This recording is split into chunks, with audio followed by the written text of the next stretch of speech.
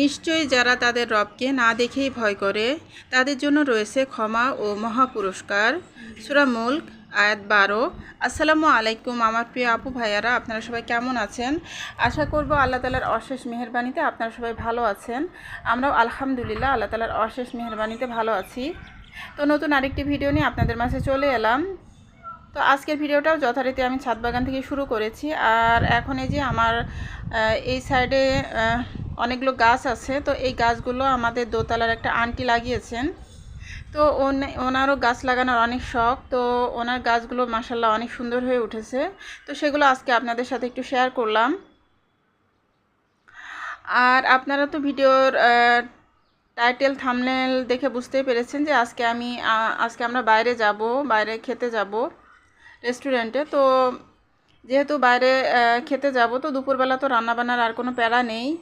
তো সকালবেলা হালকা পাতলা নাস্তা তৈরি করে নিয়েছিলাম। তো পরোটা, তারপরে একটা সবজি করেছিলাম আর ডিম পোস্ট। তো এগুলোতে আমরা নাস্তা করে নিয়েছি। আর এখন এই যে আমি চাটাও খেয়ে নিলাম, নিয়ে আমি কিচেনে চলে এসেছি। আর আমি কিচেনটাকে খুব ভালোভাবে ক্লিন করে তারপরে রেখে যাব, যাতে করে বাসায় আসার পরে আর কাজ করার তেমন ঝামেলা না থাকে। আর বাসা পরিষ্কার করে রেখে গেলে তারপরে বাইরে থেকে যখন আসা হয় তখন কিন্তু অনেক বেশি ভালো লাগে।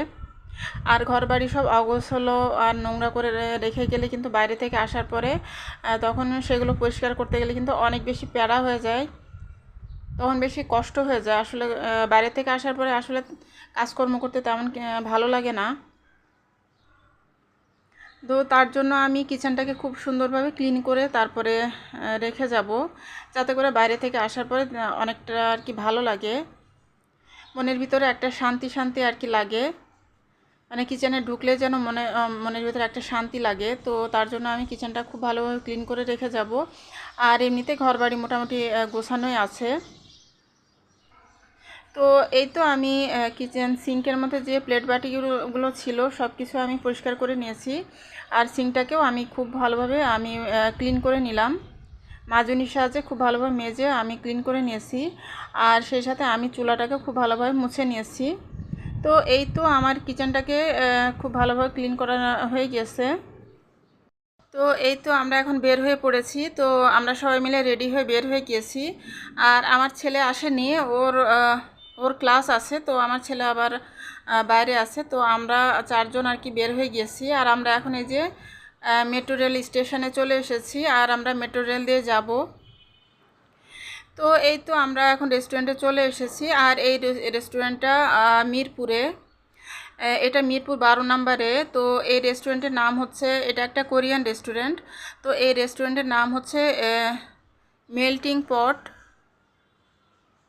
তো এই রেস্টুরেন্টের নাম হয়তো বা অনেকেই শুনে থাকবেন, এটা একটা কোরিয়ান রেস্টুরেন্ট। তো যারা কোরিয়ান খাবার অথবা জাপানিজ খাবার খেতে পছন্দ করেন তারা এই রেস্টুরেন্টে আসতে পারেন। আর এখানে সেট মেনু থাকে। তো সেট মেনুগুলো কিন্তু খুব বেশি যে এক্সপেন্সিভ সেরকম না, মোটামুটি রিজনেবল প্রাইসের মধ্যে আছে। 400, 500, 600, তারপর 300 এরকম প্রাইসের মধ্যে কিন্তু একজনের একটা মিল হয়ে যাবে। তো এভাবে করে আমরা কিন্তু সবার জন্য আলাদা আলাদা করে একটা করে মিল নিয়েছিলাম। তো যে যেটা পছন্দ করেছে সে সেটাই অর্ডার করেছে। তো এভাবে করে আর কি আমরা খাবারগুলো অর্ডার করেছিলাম। আর এখানে যে ডেকোরেশন করা আছে, খুব সুন্দর গাছ আছে, গাছ লাগানো আছে গ্লাসের বাইরে। তো এইগুলো আমি একটু রেকর্ড করে নিতেছিলাম। আর এখানে যে আমরা সবাই বসেছি। তো এই তো আমরা অপেক্ষা করছিলাম, আধা ঘন্টার মধ্যে আমাদের খাবারগুলো চলে এসেছে। তো এখানে যে আমি আমার পছন্দের খাবার অর্ডার করেছি। আর আমার বড় মেয়েও এটাই অর্ডার করেছে। তো আমরা দুইজন একই খাবার অর্ডার করেছিলাম। তো এখানে অনেক কিছুই আছে, এখানে ফ্রাইড রাইস আছে, তারপর ভেজিটেবল আছে, তারপর চিকেন ফ্রাই, তারপর সসেস। আর এখানে যে আমার হাজব্যান্ড আরেকটা খাবার অর্ডার করেছেন। তো ওনার কাছে ওইটা অনেক বেশি ভালো লাগে, ওইটা একটা স্টিকি রাইস ছিল। আর এখানে আমার ছোট মেয়ে একটা ফ্রাইড রাইসের মতো আর কি সি ফুড রাইস অর্ডার করেছে। আর এখানে যে আমার বড় মেয়েও আমার খাবারটাই অর্ডার করেছে। তো আমরা দুইজন একই খাবার অর্ডার করেছি। তো মাশাআল্লাহ এখানে কিন্তু অনেক ধরনের আইটেম আছে। আর সবগুলো আইটেম কিন্তু খেতে অনেক বেশি মজার ছিল। আর এটা একটা মোমো, এখানে একটা মোমো ছিল। তারপরে এই যে সসেস, গ্রেভি সসেস, এটা তো খাবারগুলো অনেক মজা ছিল। আর এক একজন আমরা এক একটাই অর্ডার করেছিলাম। তো এইভাবে আর কি আমরা খাবারগুলো খেয়ে নিতেছি। আর আমার ছেলে এখনও আসেনি। তো আমার ছেলে আসার পরে তারপরে ওর খাবারটা অর্ডার করে আমরা পার্সেল করে নিয়ে যাব, বাসায় গিয়ে ও খাবে। আর এখান থেকে অনেকটা খাবার আর কি রয়ে গিয়েছিল, তো সেগুলো আর কি আমার ছেলে যখন আসে ও খেয়ে নিয়েছিল। আর সেই সাথে আমরা একটা ফ্রাই ফ্রাই মানে ফ্রাই আইটেম অর্ডার করেছিলাম। তো ওটা স্কুইড ফ্রাই ছিল, সি ফুড আর কি। তো সি ফুড ফ্রাই আর কি ওটা অর্ডার করেছিলাম। তো ওটা অনেক মজা ছিল, তো সেটা রেকর্ড করা হয়নি। আর এগুলোর সাথে ড্রিঙ্কস অর্ডার করেছিল আমার মেয়েরা, কোক আর ফান্টা। তো এই তো এগুলো ছিল আমাদের খাবার। তো আমরা মাশাআল্লাহ অনেক মজা করে খেয়েছি। তো আল্লাহ তাআলা আমাদের রিজিকে যেটা রেখেছিলেন সেটাই খেয়েছি। তো অনেক ভালো ছিল খাবারটা। তো এখানে এই যে চিকেন ফ্রাইটা কিন্তু অনেক বেশি টেস্টি ছিল। আর এই ফ্রাইড রাইসটা অনেক বেশি মজা ছিল। তো আপনারা যারা মিরপুরে আছেন তারা এখানে আসতে পারেন। এখানে কিন্তু প্রচুর ভিড়, প্রচুর কিন্তু এখানে গ্যাদারিং, মানে আমাদের কিন্তু জায়গা হচ্ছিল না, আমরাও কিন্তু অনেকক্ষণ দাঁড়িয়েছিলাম। তারপরে সিট খালি হওয়ার পরে কিন্তু আমরা জায়গা পেয়েছি, আমরা বসেছিলাম। তো আপনারা যারা মিরপুর এরিয়াতে আছেন অথবা অন্য জায়গাতে ঢাকার মধ্যে যদি থাকেন তাহলে আপনারা কিন্তু এই রেস্টুরেন্টে এসে খেতে পারেন। তো এই রেস্টুরেন্টের নাম হচ্ছে মেল্টিং পট। তো ইউটিউবে সার্চ দিলে কিন্তু এটা আপনারা পেয়ে যাবেন, লোকেশনটা আপনারা পেয়ে যাবেন। তো আমার ভিডিও ডেসক্রিপশনে রেস্টুরেন্টের নামটা দেওয়া থাকবে, তো আপনারা সার্চ দিয়ে তারপরে বিস্তারিত দেখে নিতে পারেন। তো এখানকার খাবারটা আসলে অনেক বেশি মজার ছিল। তো আমরা এখন এই যে খাওয়া দাওয়া করে আমার ছেলের পার্সেলটা নিয়ে আমরা এখন বাসায় চলে যেতেছি। তো আমরা আবার মেট্রো রেল দিয়ে চলে যাচ্ছি। আর আমার হাজব্যান্ড আর আসেনি, ওনার কাজ আছে, তো উনি আর যায়নি। তো আমরা চারজনই বাসায় চলে যাইতেছি। তো আমরা এখন এই যে মানে স্টেশনে নেমে গিয়েছি। তো ট্রেন থেকে নেমে তারপরে এই যে আইসক্রিমের দোকানে এসেছি। তো আমার বাচ্চারা আইসক্রিম খেতে চাইলো, তো আমি এখন বাচ্চাদের জন্য আইসক্রিম কিনে দিতেছি। তো এখানে এই যে আমরা সবার জন্য আইসক্রিম নিয়েছি। তো তো এই তো আমার ছেলে আবার আইসক্রিম খেতে চাইলো না, তো আমরা তিনজনের জন্যই 3টা আইসক্রিম নিয়ে নিলাম।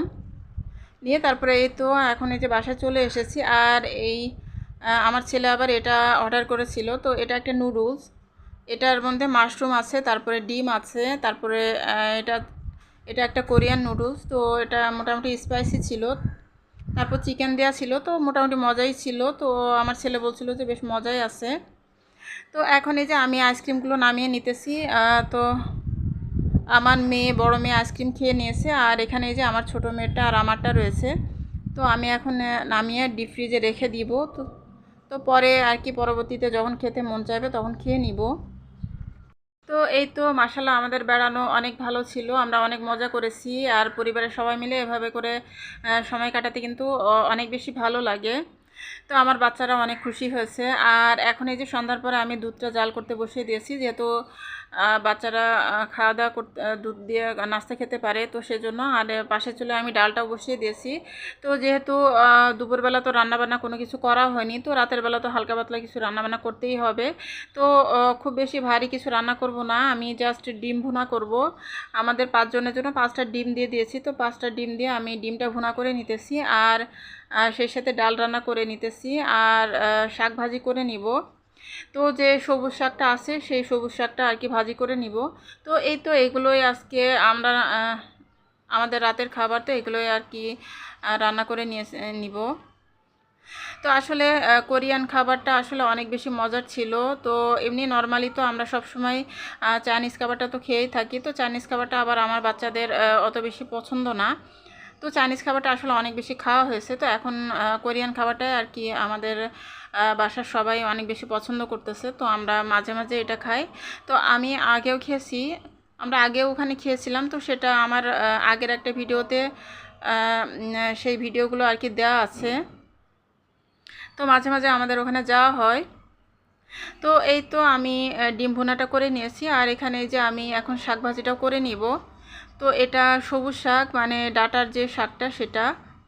তো সে শাকটাও ভাজি করে নিতেছি। তো এগুলো দিয়ে আমরা এখন রাতের খাবারটা খেয়ে নিব।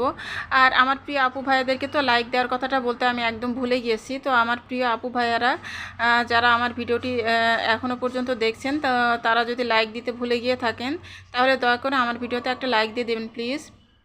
আর যারা আমার চ্যানেলটি এখনও পর্যন্ত সাবস্ক্রাইব করেনি তারা চাইলে আমার চ্যানেলটি প্লিজ সাবস্ক্রাইব করে নেবেন। আর আমার বন্ধু হয়ে আমার চ্যানেলের সাথে থেকে যেতে পারেন প্লিজ। তো এই ছিল আজকের মতো আমার ভিডিওতে। তো আপনারা সবাই ভালো থাকবেন। আল্লাহ হাফেজ, আসসালামু আলাইকুম।